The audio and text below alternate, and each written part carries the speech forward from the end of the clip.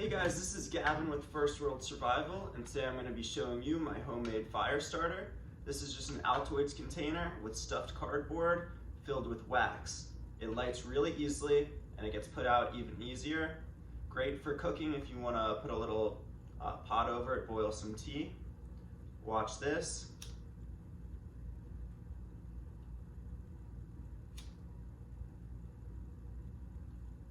There we go. Now watch this. So I'll be showing you how to make this in a couple seconds.